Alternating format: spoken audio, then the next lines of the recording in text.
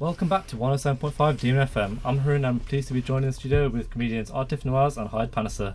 Amazing to have you on the show. How are you both? I'm good. How are you, Hyde? I'm good, Aatif. How are you over there? I'm good, man. I just shared a 2-hour drive with you, so... Yeah, this is the furthest we've been in the last 2 hours. So. I know, right? It's bizarre. How are you, Harun? I'm really good, thanks. You enjoying yourself? Yeah. Really. Nice day and nice Friday? You got plans for the weekend? Deadpool. Oh, you're going to watch Deadpool? Yeah? That's all I'm going to do. It's PG, though. How good could it be? It's not PG. Is it not PG? It's 15. Is it 15? Yeah. Ah, okay. So PG! I feel a bit more optimistic about it now. Yeah, it's going to be great. Yeah, man. So we're going to go way back, first of all. Okay. Asian parents are stereotypically known for like pushing their kids into like certain directions or career paths and stuff. Yeah. Did your parents push you in a certain career direction, or did you always want to be a comedian? No, my parents were like quite firm. Like I think like most Asian parents, they really pushed me into the world of comedy. They were like, if you're not going to be a comedian, you are disowned. You're never going to live in. You will never get chicken biryani ever again. No, they were like, no. I think they were quite cool. My parents were quite chilled out. I mean, I got into comedy a little bit later as well. So kind of in my mid-20s, I started hitting comedy properly. So before then, I had a real job. I think they were a bit concerned when I made this transition, but when they learned what was going on, they started to come to the shows. They understood it, and they've always been really wicked, really supportive. My mum retweets me. That's great. Like when I post a tweet like plugging my shows and stuff, my mum will retweet me. Oh, really? Which I think is pretty cool. The support's all there. Yeah, man. Family. Yeah. Did she ask you how to do it, though? No, of course not. Right, okay. My mum is techie, man. That's good. You should see my dad's Snapchat. It's crazy. It's all going down. Or does he just tweet like biryani and stuff like that? No, he doesn't. What are you trying to say, Harun?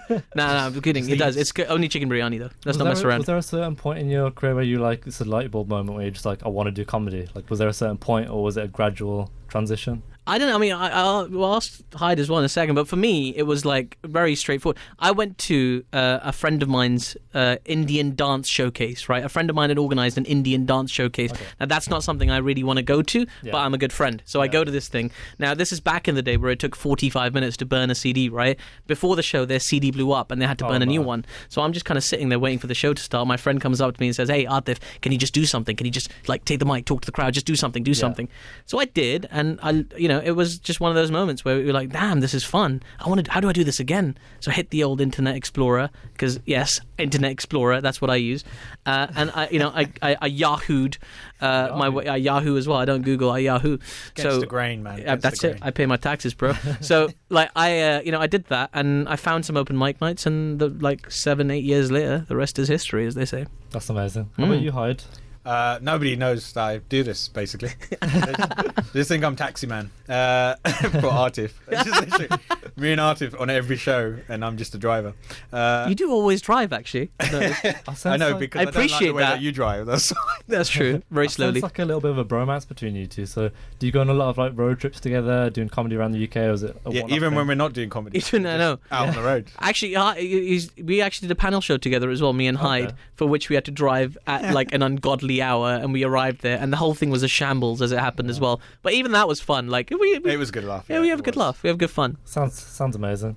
Aatif, your first gig, as it were, that put you on the map was Muslims Do It 5 times a day. Yeah. I know you did a lot of shows around the UK. How did those go?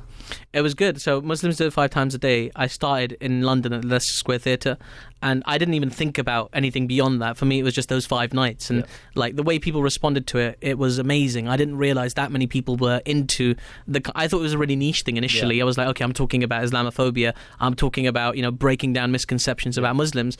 I mean, I don't know if people will see my kind of humour, but they did, and they supported it, and it was a bit out there, And I'm talking about Muslims and non-Muslims, and because of the non-Muslim response, I thought, you know what, I could take this show to a festival.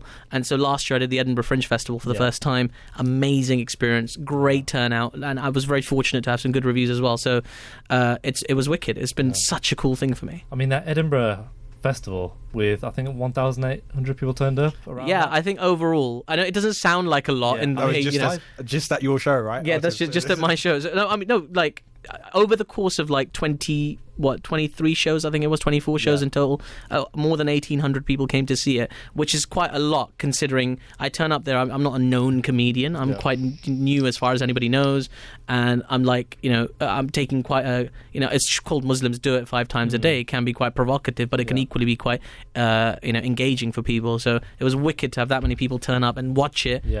I mean, I was thrilled. I know nowadays you hear like 500,000 people saw this, or Yeah. 10,000 people. For a small time comic like me, I'm very happy. I mean, when I saw that number 1,800 around that, I was pretty amazed. Really? Yeah, I was really like. Were you amazed that somebody would use that as a marketing figure? 1,800 people came to see this guy. Yeah. I mean, did you ever get like nervous before that show, like because there's so many people there? Did you? Do you know, it's like one of those things, because I've done that show so many times now. I could do it now. Like, if you said to me, do your show right now, the whole 60 minutes, I could do it. It would kind of just roll off my tongue. Right now? Do you want to? You want me to? Have you got much time? Give me 15 quid and we'll start. No, I'm kidding. So, I really like. I never worry about the shows or the content. Me and Hyde were talking about this on the way up here as well. Don't really worry about our sets at this point.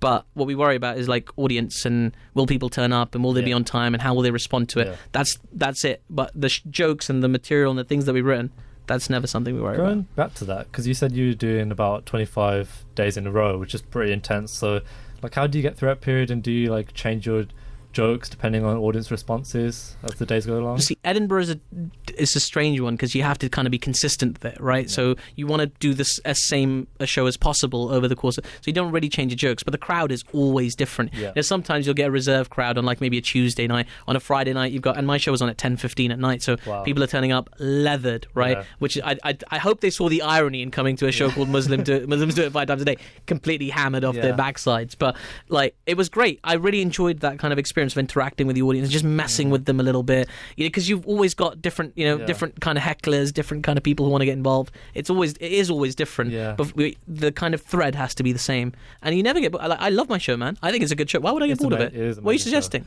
I'm not suggesting anything, Aatif.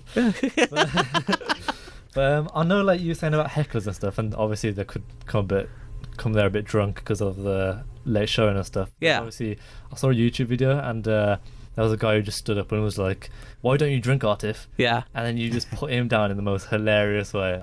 We can't even repeat the word I used, can we? But we can't, unfortunately. Yeah, but like, I bet I used a very. I don't know if you've seen this one, Hyde. Have you seen it? I have, yeah. I love hecklers, basically. Yeah. They are the best thing that happens on shows, because that's where you can actually go off script and just go at them, basically. You just tear them down. And I mean, it was wicked, because like, this happens. And Hyde, I know you don't drink either, do you? No, I don't. So like, I mean, again, I've got no issues with, like, I'm a comedian. 99% of my friends drink, right? Yeah. But like, they don't care that I don't. This is what's important to me. Like, I don't care that they don't drink, so they shouldn't care that I don't. Yeah. So this geezer was being really oppressive about why don't you drink, what are you missing out? So I had to just put him in his place. And what was great was the audience backed me. It wasn't like they were like, "Oh, you're picking on this guy." They were like, "Yes, you're absolutely right to tell this loser to do what you told him to do." Yeah. That was hard to trickle my way around, but I think I made 9 it. times out of 10, though, the heckler will actually do the job for you as well. Help you out. Yeah. Saying, look a lot more stupid than you could actually even make them look. Absolutely. So. But it's always a nice challenge. Do you know, like, do you have that moment, Haroon, where you have an argument with somebody, right? And you want to say something to them, but the words don't come to you, and then 10 minutes later you're walking down the road and you're thinking, God, I wish I'd said that. Yeah. See, being a stand-up comedian is amazing, because we have that moment as well. Just like you, 10 minutes later, oh God, I wish I'd said that. But tomorrow night, I will get my chance to say it again. Yeah. It's annoying though, because I think that's stuff you think of it. Yeah. It doesn't come out your mouth right. Yeah. You're just babbling. And then no, but you'll get it. But this is the thing, because you can prepare it. You're ready for that exact scenario now. And as you're a comedian, you know you're there. You know there's going to be a heckler eventually. Yeah. And I've got I'm not even going to lie to you, I have 10, 15 lines that I have that I've got ready for any given scenario that I think will put a heckler down. That's pretty handy then. You got a little cheat sheet of. Yeah, no, there's no. He's got a tick list, basically. Yeah, that's it. Go through them on it. Yeah, I did that one on Tuesday, that one on Wednesday, that one. You were playing Craig David earlier, you know what I mean?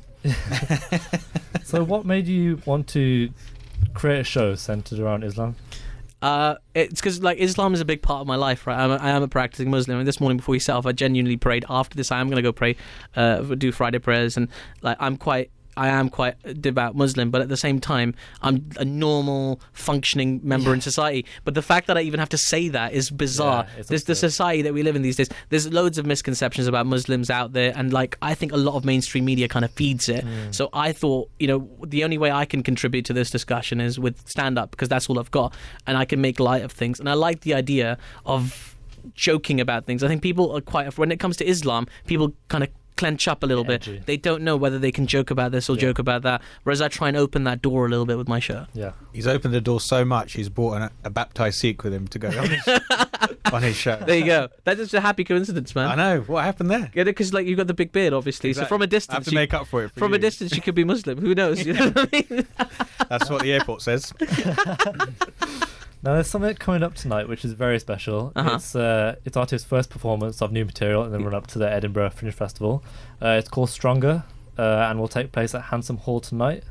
What can you tell us about that, and how does it differ from what's supposed to do it 5 times a day? Well, it's called Stronger on the thing, but it's not Stronger. Like, it's not going to be called... The reason it's called Stronger is when they called me, they were like, do you want the spot? I was like, yes. They're like, what's it called? I was listening to Kanye West. I said, just call it Stronger. But, like, it's actually going to be called Artificial Intelligence. Oh, okay. Okay, it's basically about people who have shallow knowledge, right? Yeah. People who kind of... like, you know, who claim to be experts, or like if I ask you about something, you'll Wikipedia it quickly and then just pretend to be an expert. So it's about people who take like that kind of top layer of information and use that to fuel their kind of ideologies. So the idea is to dig deeper into yourself to find something. So there is a deeper message there, but equally it's just about exposing some crazy stuff going on out there that people say and people do. Like at one point in the show I talk about how the Maldives government once prosecuted successfully a coconut for vote rigging in the national elections. Wow. That happened. Let's sit there for a second. I'm stunned. Yeah, that happened. Yahoo it, guys, if you don't believe me. Yeah. For more information... In the 90s. You and your Ask Jeeves. For more information about this show, make sure to visit Dave's Leicester Comedy Festival website. More information on there. Thank you so much for both coming on. It's been a pleasure talking to you. And to you, Haroon. Thank you for having us. No problem. Thank you for coming on.